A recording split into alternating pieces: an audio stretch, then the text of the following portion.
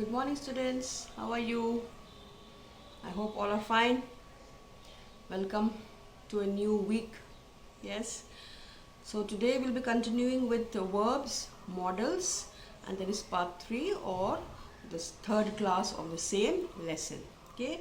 So in my upcoming video, you will see the recap of the whole lesson that we have been doing so far. I've explained to you with the help of an explanation. I need to explain it to you many times, so don't get bored. You will have to learn this, okay? You need to understand this.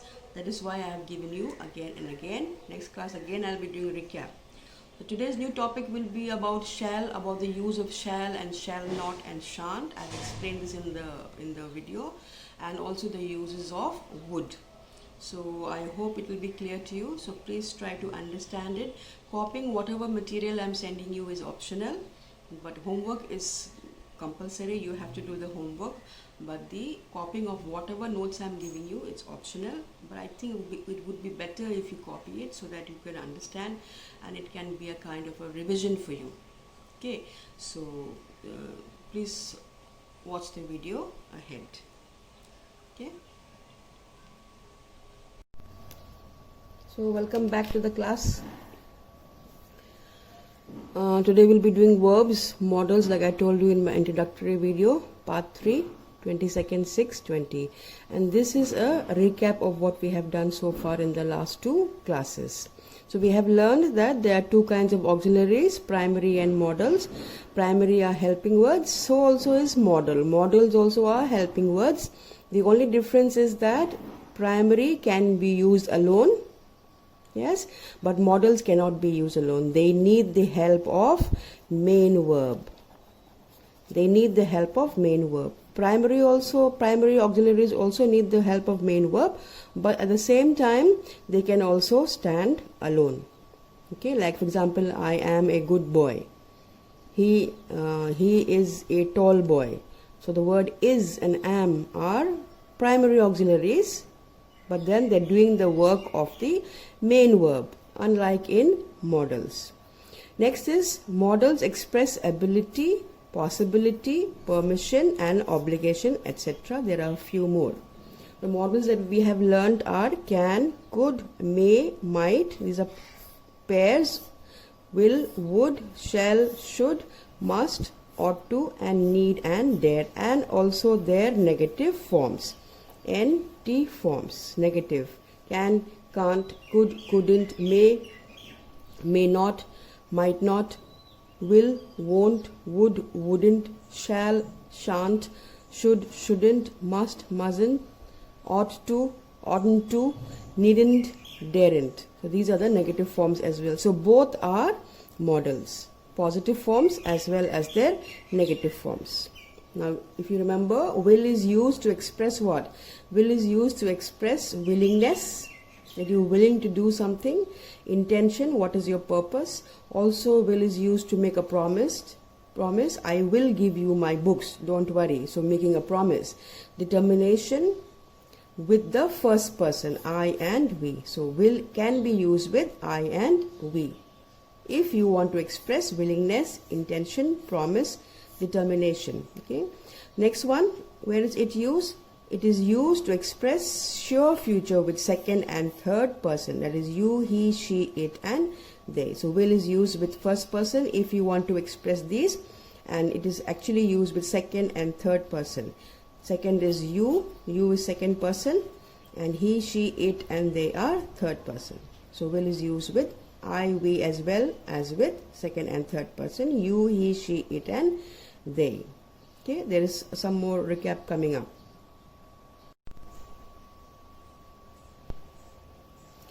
Now coming to the conclusion of the recap. It is used to express a characteristic, habit, assumption, invitation or request and insistence. It's also used for this characteristic habit, like a dog will guard a house. Yes, assumption. So these are all have been done. These all have been done. So please check out the previous videos that I have explained to you. Will is never used with the first person in the interrogative. Will is never used with an interrogative sentence. Okay, it is never used with an interrogative sentence. So now coming to today's topic. Today's topic is shall and shall not. Shall is positive, shall not, shan't is negative. Okay, shall positive, shall not or shan't. Shan't is the short form of shall not. This is the negative. Now uses of shall. How do we use, or what are the uses of shall? The first one is to express sure future with the first person I or we. To express sure future with the first person I or we. For example, we shall decorate our houses for Diwali. Sure future. Okay, sure future, we shall, first person we. Then I shall help you. Sure, I shall help you. So here we can use shall with we and I to express sure future with the first person. Next one, to ask or advise. To ask advice or to give advice, to suggest or to make a suggestion, to request, etc. with the first person I or we in the interrogative. In the interrogative means you're going to ask a question now. For example, making a request. How will you make a request? Shall I bring a cup of tea for you? You're asking a question. Next, you can ask an advice with the first person I. Shall I open the window? Here also you're making a suggestion. Shall I open a window? Suggestion. Advice. Next one is suggestion. Shall we meet tomorrow? You're giving a suggestion. So these are used with the first person interrogative. Request, shall I bring a cup of tea for you? Shall I open the window? Shall we meet tomorrow? So this is the way in which shall is used here. To ask or advise, suggestion, request. Here to express sure future. We shall decorate our houses for Diwali. I shall help you. Again using of I and we. Here also I and we. Okay, I hope it is clear so far. Next one is to express command, threat, warning, promise, assurance, determination, etc. with second and third person. You can also use shall with second and third person. The first one, in a command. How will you make a command?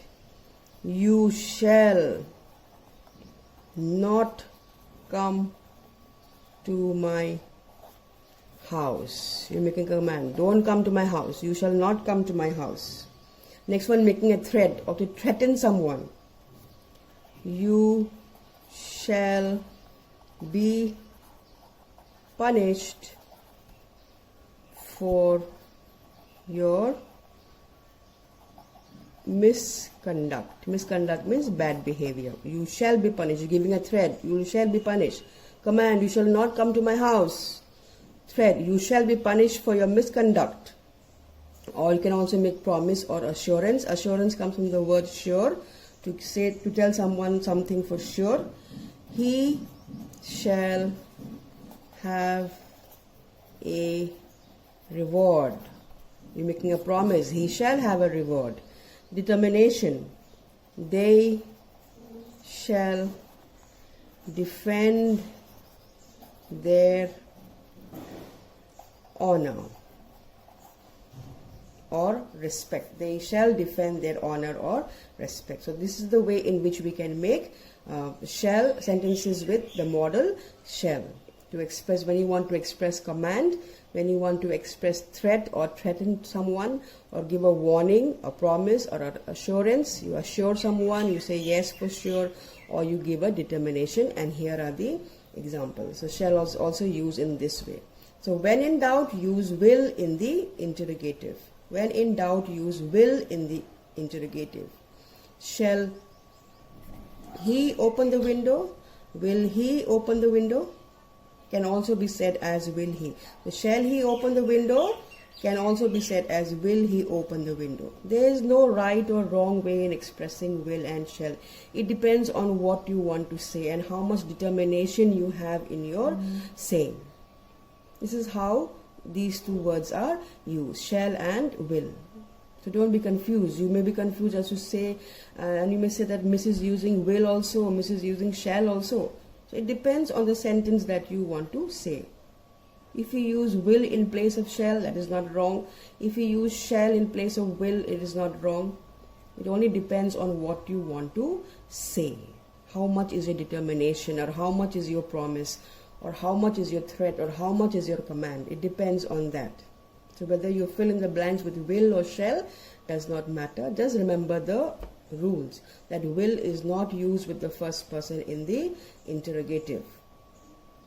Okay, will I go to school tomorrow? No, it should be shall I go to school tomorrow. That is one very important thing to remember. So I hope this page is clear. Let's move on to the next.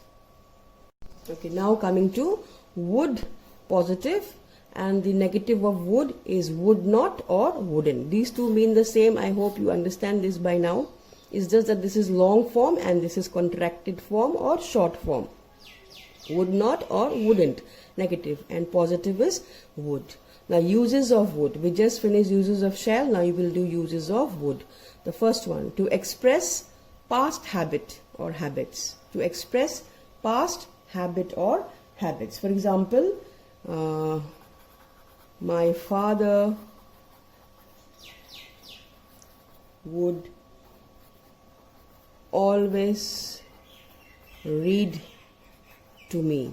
That is expressing a past habit of your father. My father would always read to me. Now he doesn't read. It expresses that.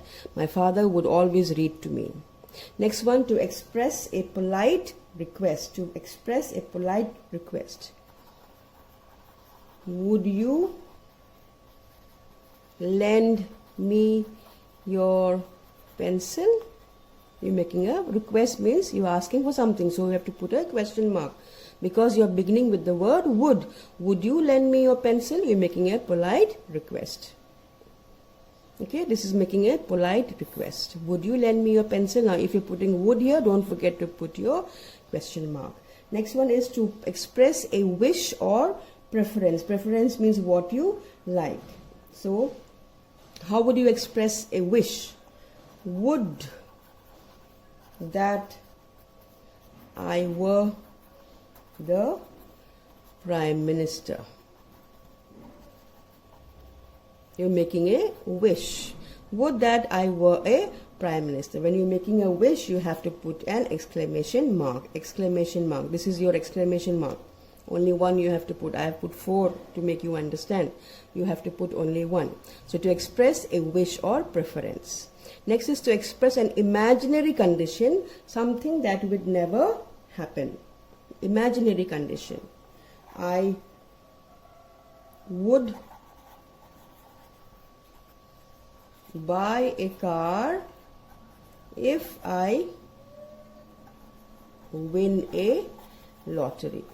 Lottery, you know, getting some money, buying a ticket and getting some money. So I would buy a car if I win a lottery. To express an imaginary condition, something that may happen, who knows, but most of the time it is imaginary. You sit and imagine, oh, I would buy a toy if I had plenty of money. Oh, I would buy a video game if Papa gave me money to do so. So these are the ways in which we can use would. Okay, so today we have learned about shall, something new, and would. The different ways in which we can use shall, as in command, threat, promise, determination. Sometimes in questions also we can use shall, and how we can use would or wouldn't or would not as negative. To express past habits, to express a polite request, to express a wish or preference, to express an imaginary condition. This is the way in which we can do a verb. So for today I will end here, but please go through all this. If you want, you can copy all this in your copies, otherwise it's optional. Yes? Okay. So thank you. Have a good day. Bye bye.